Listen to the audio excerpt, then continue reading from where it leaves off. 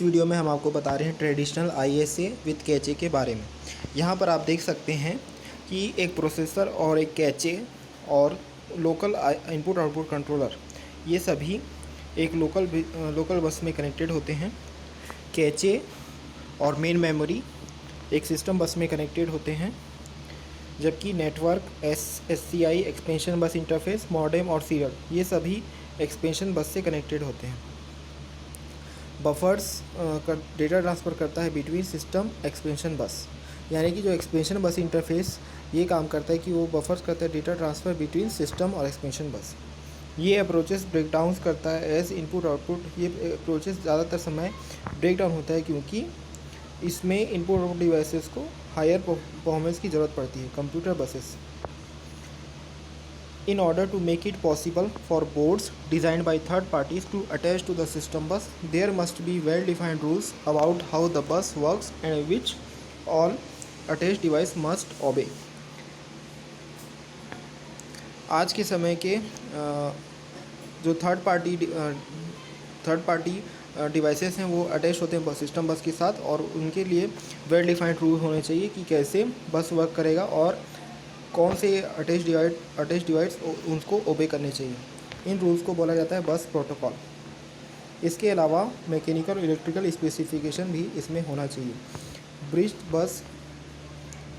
Based बस architecture, इसमें आप देख सकते हैं कि 400 मेगाहर्ट्ज़ कोर कनेक्टेड है 512K × 2 MB कैचे से। यहाँ पर दो उसके सेक्शन हैं और ये कनेक्टेड है furtherly Intel 440GX AGP set से, जो कि होस्ट ब्रिज है, और यह होस्ट ब्रिज कनेक्टेड है AGP 2X ग्राफिक्स और 2GB 100 मेगाहर्ट्ज़ HD रैम से। और ये होस्ट ब्रिज फर्दरली कनेक्टेड है SSCI इंटरफेस से और PCI to ISA ब्रिज से। PCI to ISA ब्रिज से कनेक्टेड है माउस और स्नैपशॉट कैमरा और CD-ROM, और इसी से कनेक्टेड है hard disk. SSCI interface connected है ईथरनेट इंटरफेस से। कीबोर्ड और ऑडियो कनेक्टेड है PCI to ISA ब्रिज से। यह जो है वो दिया गया है bridging with dual Pentium 2 Xeon processors on slot 2। बस इंटरकनेक्शन स्कीम, जो आपका बस इंटरकनेक्शन स्कीम है, इसमें आप देख सकते हैं कि CPU, मेमोरी और इनपुट आउटपुट आपस में कनेक्टेड है with the help of control lines, address line और data lines. Control line, address line और डेटा लाइंस ये सभी मिलकर निर्माण करते हैं एक बस का डेटा बस। डाटा बस कैरी करता है डेटा। यहाँ पर आपको यह बात याद रखनी होती है कि कोई भी डिफरेंस नहीं होता है डेटा और इंस्ट्रक्शन का इस लेवल में, डेटा बस के लेवल में। विड्थ एक की डिटर्मिनेंट है परफॉर्मेंस का, जैसे कि 8 बिट, 16 बिट, 32 बिट और 64 bit. What if the data bus is 8 bit wide but instruction are 16 bit right? क्या होगा यदि डेटा बस 8 बिट वाइड है लेकिन इंस्ट्रक्शन 16 बिट लॉन्ग है? क्या होगा यदि डेटा बस 16 बिट्स वाइड है लेकिन इंस्ट्रक्शन 16 बिट लॉन्ग है? एड्रेस बस आइडेंटिफाई करते हैं सोर्स और destination of data. In general address specify करता है एक स्पेसिफिक मेमोरी एड्रेस को या फिर एक स्पेसिफिक इनपुट आउटपुट पोर्ट को। एग्जांपल, CPU को एक इंस्ट्रक्शन को रीड करने की ज़रूरत होती है from A given location in memory. बस विड्थ डिटरमाइन करता है maximum memory capacity of system. 8086 में 20 बिट एड्रेस बस होते हैं, लेकिन 16 बिट वर्ड साइज होता है for 64 K directly addressable address space. ये एड्रेस कर सकता है up to 1 MB using a segmented memory model. जैसे कि रैम में 0 के लिए यूज़ होता है B 4 टाइम्स F, रोम में C 4 टाइम्स 0 इसके लिए होता है 5 टाइम्स F के लिए। डॉस ओनली अलाउ करता है, डॉस ही सिर्फ ऐसा था जो अलाउ करता था फर्स्ट 640K को to be used. Remaining memory किसके लिए रहता था? उसमें बायोस के लिए रहता था, हार्डवेयर कंट्रोलर्स के लिए रहता है। Needed high memory manager to break the 640K barrier. यदि हमको 640 के बैरियर को तोड़ना है तो हमें हाई मेमोरी मैनेजर की ज़रूरत थी। कंट्रोल बस में रहता है कंट्रोल एंड टाइमिंग इंफॉर्मेशन। ये डिटरमाइन करता है कि क्या मॉड्यूल्स कैसे यूज़ करेंगे डेटा और एड्रेस लाइंस को। यदि एक मॉड्यूल डाटा भेजना चाहता है तो ये सबसे पहले परमिशन प्राप्त करेगा टू यूज़ द बस, और ट्रांसफ़र डेटा के लिए, जो कि एक रिक्वेस्ट हो सकता है for another module to send data. Typical contour lines में हो सकते हैं मेमोरी रीड, जिसकी मदद से मेमोरी में दिए हुए डेटा इंस्ट्रक्शंस को रीड किया जाता है। मेमोरी राइट, इसकी मदद से मेमोरी में रखे हुए डेटा और इंस्ट्रक्शन को रीड किया जा सकता है। इनपुट आउटपुट रीड, इसकी मदद से इनपुट आउटपुट से रिलेटेड इंस्ट्रक्शन को रीड किया जाता है। इनपुट आउटपुट राइट, इसकी मदद से इनपुट आउटपुट से रिलेटेड इंस्ट्रक्शन को राइट किया जाता है। इंटरप्ट रिक्वेस्ट, इसकी मदद से किसी भी प्रोसेस के दौरान कोई भी इंटरप्ट रिक्वेस्ट की जा सकती है। इंटरप्ट ACK, इसकी मदद से इंटरप्ट का एक्नॉलेजमेंट दिया जाता है। नेक्स्ट होता है बस रिक्वेस्ट, इसकी मदद से किसी भी बस की रिक्वेस्ट दी जा सकती है। बस ग्रांट, इसकी मदद से कोई भी बस ग्रांट दी जा सकती है। नेक्स्ट होता है क्लॉक सिग्नल, इसकी मदद से कोई भी क्लॉक सिग्नल दिया जा सकता है। 8086 एंड 8088 CPU इन मिन मोड। यहाँ पर आपको दो डायग्राम दिए गए हैं। फर्स्ट डायग्राम है 8086 का मिनिमम मोड में और दूसरा है 8088 का मिनिमम मोड में। जैसे कि आप इसमें देख सकते हैं कि 8086 में टोटल 40 पिन्स है और 8088 में भी 40 पिन्स है। यहाँ पिन नंबर 1 का नाम है GND, 8086 में पिन नंबर 1 है GND, 8086 में पिन 2 है AD14 और 8086 में पिन नंबर 3 से पिन नंबर 6 तक का नाम है रिस्पेक्टिवली AD13, AD12, AD11 और AD10। 8086 में पिन नंबर 7 का नाम है AD9। उसके बाद 8086 में पिन नंबर 8 से लेके पिन 16 तक का नाम है respectively AD8, AD7, AD6, AD5, AD4, AD3, AD2, AD1, AD0। 8086 में पिन नंबर 17 का नाम है NMI। 8086 में पिन नंबर 18 का नाम है INTR। 8086 में पिन नंबर 19 का नाम है CLK। 8086 में पिन नंबर 20 का नाम है GND। 8086 में पिन नंबर 21 का नाम है रीसेट। 8086 में पिन नंबर 22 का नाम है रेडी।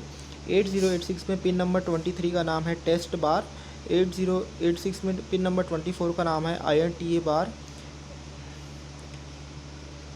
8086 में पिन नंबर 25 का नाम है ALE। 8086 में पिन नंबर 26 का नाम है DEN। 8086 में पिन नंबर 27 का नाम है DT/R। 8086 में पिन नंबर 28 का नाम है IO/M। 8086 में पिन नंबर 29 का नाम है WR। 8086 में पिन नंबर 30 का नाम है HLDA। 8086 में पिन नंबर 31 का नाम है होल्ड। 8086 में पिन नंबर 32 का नाम है RD। 8086 में पिन नंबर 33 का नाम है MN/MX। 8086 में पिन नंबर 34 का नाम है BHE/7। 8086 में पिन नंबर 35 का नाम है A19। 8086 में पिन नंबर 36 का नाम है A18। 8086 में पिन नंबर 37 का नाम है A17। 8086 में पिन नंबर 38 का नाम है A16। 8086 में पिन नंबर 39 का नाम है AD15 और 8086 में पिन नंबर 40 का नाम है VCC। अब हम डिस्कशन करते हैं प्रोसेसर 8088 के और इनके पिन्स के बारे में। 8088 में अब हम डिस्कशन करते हैं प्रोसेसर 8088 के बारे में। 8088 में पिन नंबर 1 है GND। 8088 में पिन नंबर 2 है A14। 8088 में पिन नंबर 3 है A13। 8088 में पिन नंबर 4 है A12। 8088 में पिन नंबर 5 है A11। 8088 में पिन नंबर 6 है A10। 8088 में पिन नंबर 7 है A9। 8088 में पिन नंबर 8 है A8। 8088 में पिन नंबर 9 है AD7। 8088 में पिन नंबर 10 है AD6। 8088 में पिन नंबर 11 है AD5। 8088 में पिन नंबर 12 है AD4। 8088 में पिन नंबर 13 है AD3। 8088 में पिन नंबर 14 है AD2। 8088 में पिन नंबर 14 है AD2। 8088 में पिन नंबर 15 है AD1। 8088 में पिन नंबर 16 है AD0। 8088 में पिन नंबर 17 है NMI। 8088 में पिन नंबर 18 है INTR। 8088 में पिन नंबर 19 है CLK। 8088 में पिन नंबर 20 है GND। 8088 में पिन नंबर 21 है रीसेट। 8088 में पिन नंबर 22 है रेडी। 8088 में पिन नंबर 23 है टेस्ट। 8088 में पिन नंबर 24 है INTA। 8088 में पिन नंबर 25 है ALE। 8088 में पिन नंबर 26 है DEN। 8088 में पिन नंबर 27 है DT/R। 8088 में पिन नंबर 28 है IO/M। 8088 में पिन नंबर 29 है WR। 8088 में पिन नंबर 30 है HLDA। 8088 में पिन नंबर 31 है होल्ड। 8088 में पिन नंबर 32 है RD। 8088 में पिन नंबर 33 है MN/MAX। 8088 में पिन नंबर 34 है SS0। 8088 में पिन नंबर 35 है A19। 8088 में पिन नंबर 36 है A18। 8088 में पिन नंबर 37 है A17। 8088 में पिन नंबर 38 है A16।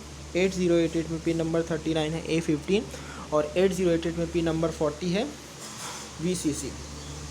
नेक्स्ट हम आपको बता रहे हैं एक्सपेंशन बसेस के बारे में। ये कनेक्ट करता है मदरबोर्ड को एक्सपेंशन स्लॉट से। प्लग होता है एक्सपेंशन बोर्ड इनटू स्लॉट्स जैसे कि इंटरफेस कार्ड्स और एडाप्टर कार्ड्स। प्रोवाइड्स करता है स्पेस फॉर एक्सटर्नल कनेक्टर और पोर्ट्स जैसे कि सीरियल और पैरेलल। एक्सपेंशन बसेस इस तरीके के हो सकते हैं और इस लोकेशंस पे होते हैं जैसा कि आपको डायग्राम में दिखाया गया है। कंप्यूटर बसेस कुछ डिवाइसेस अटैच होते हैं टू ए बस जो और एक्टिव होते हैं और इनिशिएट कर सकते हैं बस ट्रांसफर्स को। इन्हें बोला जाता है मास्टर्स। कुछ डिवाइसेस पैसिव्स होते हैं और वेट करते हैं रिक्वेस्ट के लिए, उन्हें कहा जाता है स्लेव्स। कुछ डिवाइसेस एक्ट कर सकते हैं as a slave at sometimes और मास्टर्स एट अदर्स। मेमोरी कभी भी मास्टर डिवाइस नहीं हो सकता। बाइनरी सिग्नल जो कि binary signal that computer device output are frequently not strong enough to power a chip। Binary signal जो कि कंप्यूटर डिवाइसेस के लिए आउटपुट देते हैं फ्रीक्वेंटली इतने भी स्ट्रॉन्ग नहीं होते हैं कि वो किसी चिप को पावर दे सकें। बस या तो रिलेटिवली लॉन्ग हो सकते हैं या फिर उसके साथ बहुत सारे डिवाइसेस अटैच हो सकते हैं। अधिकतर बस मास्टर्स कनेक्टेड होते हैं to the bus by a chip called a bus driver जो कि एसेंशली एक डिजिटल एम्पलीफायर होता है। अधिकतर स्लेव्स कनेक्टेड होते हैं टू द बस बाई ए बस रिसीवर। ऐसे डिवाइसेस जो कि मास्टर और स्लेव दोनों हो सकते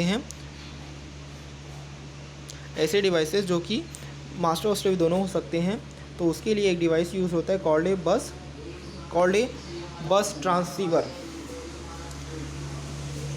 बस interface devices are often tri state devices होते हैं to allow them to disconnect when they are not needed. ये बस इंटरफेस डिवाइसेस प्राय ट्राई स्टेट डिवाइसेस होते हैं to allow them to disconnect when they are not needed. यानी कि ये bus interface devices tri state devices होते हैं इस तरीके से ताकि इनको जब ज़रूरत ना हो सके तब इनको डिसकनेक्ट किया जा सके। एक बस में एड्रेस होता है, डेटा होता है और कंट्रोल लाइंस होता है, लेकिन इसमें नॉट नेसेसरी इसमें एक 1-to-1 मैपिंग CPU पिंस और बस लाइंस के बीच में होना ज़रूरी नहीं होता है।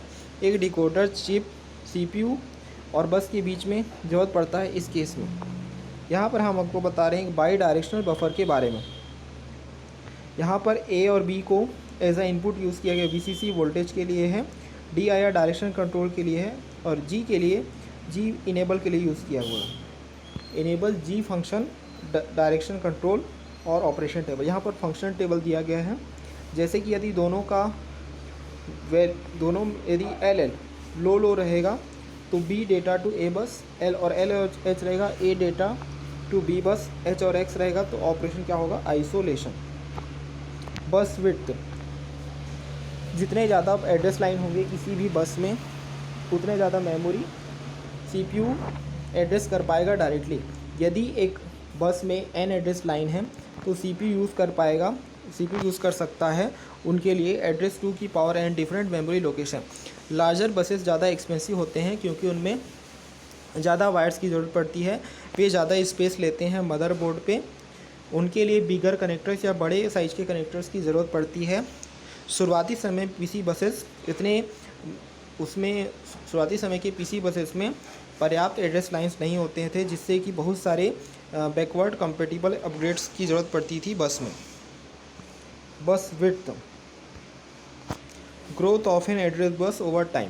जैसे कि आप देख सकते हैं कि 8088 प्रोसेसर में शुरुआत में 20 बिट का एड्रेस होता था और कंट्रोल के लिए एक लाइन होती थी। 80286 में 20 बिट का एड्रेस होता था, कंट्रोल लाइंस होती थी। 4 बिट का एक्स्ट्रा एड्रेस होता था और कंट्रोल लाइंस भी होती थी। 80386 में 20 बिट एड्रेस, उसके बाद कंट्रोल लाइंस, और 4 बिट एड्रेस, फिर कंट्रोल लाइंस, और 8 बिट एड्रेस कंट्रोल लाइंस। यानी कि over the time address buses में भी काफ़ी ग्रोथ हुआ है। Tri state logic outputs. अभी तक हमने देखा है कि मल्टीपल मास्टर्स हो सकते हैं बस में। हमें ज़रूरत पड़ती है ट्राई स्टेट लॉजिक की फॉर अटैचमेंट टू अ बस, इस तरीके से कि प्रत्येक डिवाइस चूज़ कर सके कि वो ड्राइव करेगी और बस को ड्राइव नहीं करेगी। वो इस बात पे डिपेंड करेगा कि दिया गया बस वेदर क्या यह बस मास्टर है दिए गए गिवन साइकिल के लिए। ट्राई स्टेट लॉजिक रोकती है एक बस कॉन्फ्लिक्ट को जहाँ पर एक डिवाइस ड्राइव करती है एक सिग्नल टू 1 और अनदर डिवाइस ड्राइव करती है इस चीज़ को 0 पे एट द सेम टाइम। जिससे कि जनरेट होता है high current through wires. The problem with connecting multiple normal output together on a bus. Multiple normal outputs को एक बस में टुगेदर करने से ये प्रॉब्लम हो सकती है कि प्रत्येक या तो 0 में होगा, या तो 1 में होगा, या तो 1 में होगा, या तो एक लॉजिक स्टेट में होगा और दूसरा एक अलग लॉजिक स्टेट 1 में होगा। ड्राइविंग वोल्टेज ऑन ईच बस सिग्नल हाई और लो। ये रिप्रेजेंट करता है conflict over the state of the signal. हम इसे रिसॉल्व करते हैं with tri state logic. Logically एक इसमें कन्वर्ट हो सकता है ए बार में इनेबल के थ्रू। इलेक्ट्रिकली जो वोल्टेज हो या तो +5 वोल्ट हो सकता है या 0 वोल्ट हो सकता है। ट्रूथ टेबल में यदि आप इनेबल और ए के रिस्पेक्ट में चलें तो 0 से आउटपुट होगा Z, 0 और 1 से आउटपुट होगा Z, 10 से 1 और 11 से 0। लॉजिकल एलिमेंट में एक आउटपुट इनेबल पिन होता है to go from a floating output to drive the output from the circuit. Logical element में एक आउटपुट इनेबल पिन होता है ताकि वह फ्लोटिंग आउटपुट से जा सके और ड्राइव कर सके output from the circuit. Inverter और बफर्स यूज़ होते हैं एज अ बस ड्राइवर और बफर्स। ये दो तरह के ड्राइवर्स या बफर्स एक अपोजिट डायरेक्शन में यूज़ होते हैं ताकि इस कनेक्शन को बाई डायरेक्शनल बनाया जा सके। गेट भी प्रोवाइड करता है more drive on to the bus, इस तरीके से कि बस सिग्नल स्ट्रॉन्गर हो सकें और बस कैन बी लॉन्गर हो सके। जैसे कि डिवाइस में यहाँ पर एक आप देख सकते हैं डिवाइस के बाद एक गेट लगाया गया है जो कि इनेबल इन और इनेबल आउट के लिए यूज़ हुआ है और साथ में ये कनेक्टेड किससे है, बस से। Logic symbol of A 3 state buffer. 3 state buffer में जैसे आप देख सकते हैं इनपुट्स ये सेक्शन में कंट्रोल और डेटा C और A का यूज़ हुआ है, आउटपुट के लिए Y का यूज़ हुआ है। और इसी के पिन डायग्राम में आप देख सकते हैं कि टोटल 14 पिन्स का यूज़ हुआ है। C for control, A for data, और आउटपुट के लिए Y का इस्तेमाल हुआ है। इसमें कॉम्बिनेशन कौन कौन सा है, जैसे कि L यदि दोनों लो वोल्टेज हैं तो आउटपुट भी लो वोल्टेज होगा। यदि कंट्रोल लो वोल्टेज है और डेटा हाई वोल्टेज है तो आउटपुट क्या होगा, हाई वोल्टेज। यदि कंट्रोल हाई वोल्टेज है और डाटा का वैल्यू नहीं पता है, यानी कि डाटा से वैल्यू अनडिफाइंड है, तो आउटपुट क्या होगा, Z, यानी कि हाई इम्पीडेंस ऑफ हो जाएगा। यहाँ पर जो डायग्राम दिया गया वो है 74125 क्वाड 3 स्टेट बफर का। इसमें आप देख सकते हैं कि यहाँ पर जो नंबर ऑफ कंट्रोल सिग्नल्स हैं, number of control signals 1C और 2C और कौन से 3C और 4C हैं, और एड्रेसेस के लिए 1A 2A 3A और 4A का इस्तेमाल हुआ है, और आउटपुट सिग्नल्स के लिए 1Y 2Y 3Y और 4Y का इस्तेमाल हुआ है। आउटपुट और इनपुट वोल्टेज के लिए किसका इस्तेमाल हो, VCC, इन सभी का इस्तेमाल हुआ है। Number of data lines needed also tends to increase over time. Number of data lines जितने की हमको ज़रूरत पड़ती है उनका भी ओवर टाइम इंक्रीज़ हुआ है। ओवर टाइम इंक्रीज़ हुआ है या हो सकता है। दो तरीका होता है जिससे आप इंक्रीज़ कर सकते हैं डेटा बैंडविड्थ ऑफ अ बस। इसके लिए हम डिक्रीज़ कर सकते हैं बस साइकिल टाइम को इंक्रीज़ कर सकते हैं डेटा बस विड्थ को। यदि हमको स्पीड अप करना है बस रिजल्ट इन प्रॉब्लम ऑफ बस skew since data on individual lines travel eight slightly different speed. यदि आप जब आप स्पीड अप करेंगे बस रिजल्ट को इन प्रॉब्लम ऑफ बस स्क्यू, जैसे कि आप देख सकते हैं कि इंडिविजुअल लाइंस ट्रेवल होता है स्लाइटली डिफरेंट स्पीड, तो ऐसा होने से भी बस नॉन कंपेटिबल हुआ है विथ प्री एग्जिस्टिंग डिवाइसेस, इसलिए एक increase data with usual answer होता है। Example in the PC which went from 8 data lines to 16 and then to 32 on initially the same bus. इसका दूसरा सॉल्यूशन क्या हो सकता है, वो हो सकता है मल्टीप्लेक्स बस। सेम लाइंस यूज्ड होता है for both data and addressing by breaking up the bus operation into multiple steps. Same line use होता है फॉर बोथ डेटा और एड्रेसिंग, इसके लिए हम ब्रेकिंग करते हैं बस ऑपरेशंस को इनटू मल्टीपल स्टेप्स में। इसमें स्लो डाउन होता है बस परफॉर्मेंस। टाइमिंग कोऑर्डिनेशन, टाइमिंग का मतलब होता है coordination of events on bus. Synchronous events determined होता है by clock signals. Control bus includes होता है कंट्रोल बस में इंक्लूड होता है क्लॉक लाइन। एक सिग्नल 10 बस इज़ अ बस साइकिल। ऑल डिवाइसेस रीड कर सकते हैं क्लॉक लाइन को। यूजुअली सिंक होता है on leading edge, usually single cycle होता है फॉर एन इवेंट। जैसे कि आप देख सकते हैं कि 100 मेगाहर्ट्ज़ बस क्लॉक में एक क्रिस्टल ऑस्किलेटर होता है जिसके माध्यम से सिग्नल करंट के फॉर्म में पास होता है, जो कि होता है 10 10 10 10। लॉजिकली 1 क्या होगा +5 वोल्ट और लॉजिकल 0 क्या होगा 0 वोल्ट। जिसमें क्या हो सकता है 100 मिलियन साइकिल्स पर सेकेंड हो सकते हैं। One cycles in 1 divide by 100000000 seconds equal to 0.000001 s equal 10 ns।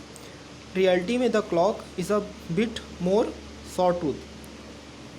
बस क्लॉकिंग बसेस डिवाइडेड हो सकता है into 2 categories depending on their clocking. एक सिंक्रोनस बस में एक लाइन होती है जो कि ड्रिवन होती है by a crystal oscillator. Signal इस लाइन पे कंसिस्ट होता है of a square wave with a frequency of 5 to 100 megahertz.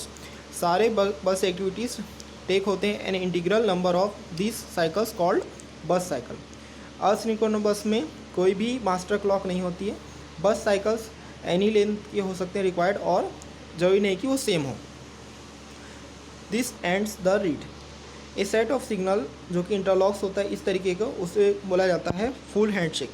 Full handshake जो होता है वो होता है टाइमिंग डिपेंडेंट। प्रत्येक इवेंट कॉस्ट होता है by a primary event not by a clock cycle.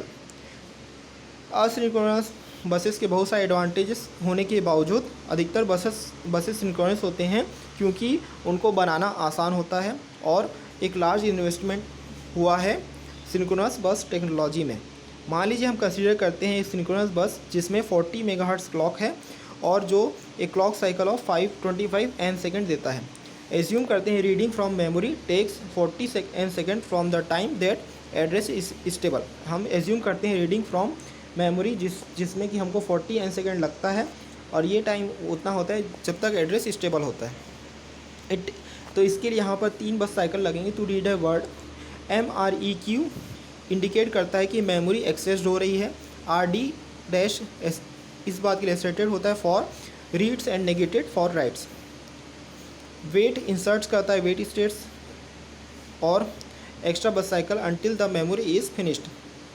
भले ही synchronous bus easy to work होते हैं with due to their discrete time intervals, उनमें भी कुछ प्रॉब्लम्स होती हैं। हर चीज़ वर्क्स करती है इन multiple of the bus clock. यदि CPU और मेमोरी कंप्लीट कर सकते हैं ट्रांसफ़र को 3.1 साइकिल में, तो उन्हें स्ट्रेच करना होता है 4.0 तक, क्योंकि फ्रैक्शनल साइकिल्स को हटा दिया जाता है या फ्रैक्शनल साइकिल्स फॉरबिडन होते हैं।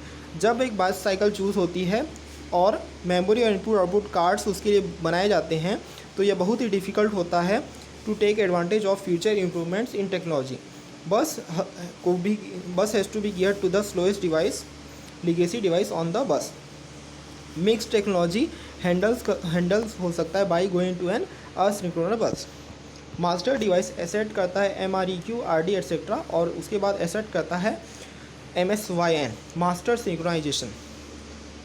इसको देख के हम ये बोल सकते हैं कि slave device starts to work, जब यह ख़त्म होता है तब ये एसेट करता है SSYN स्लेव सिंक्रोनाइजेशन। इसके हम ये देख सकते हैं मास्टर रीड करता है डेटा को। जब यह हो जाता है तब यह निगेट करता है MREQ को, RD डैश को और एड्रेस लाइंस को, जो कि होता है MSYN और SSYN। सिंक्रोनस एडवांटेज, भले ही सिंक्रोनस क्लॉक सिंपल हो लेकिन इनमें भी कुछ डिसएडवांटेजेस होते हैं, जैसे कि हर चीज़ जो होता है क्लॉक के मल्टीपल में होता है। तो मान लीजिए कोई चीज़ भी फिनिश होता है 3.1 साइकिल में, तो उसके लिए हमें ज़रूरत पड़ेगी 4 क्लॉक्स की। फास्ट और स्लो डिवाइसेस के मिक्सचर के साथ हमें वेट करना होता है स्लोएस्ट डिवाइसेस के लिए। फास्टर डिवाइसेस रन नहीं कर पाते हैं उनके कैपेसिटी पे। सारे डिवाइसेस टाइड टू होते हैं एक फिक्स्ड क्लॉक रेट में। मान लीजिए हम कंसीडर कर रहे हैं मेमोरी डिवाइस स्पीड जो कि फास्टर देन 10 ns है, जिसमें कोई स्पीड अप इंक्रीज नहीं है 400 मेगाहर्ट्ज़ क्लॉक के लिए। तो इसका एक सॉल्यूशन क्या है? इसका एक सॉल्यूशन है कि हमें यूज़ करना है असिंक्रोनस बस। नेक्स्ट वीडियो में हम आपको बताएंगे synchronous timing diagram, read operation timing.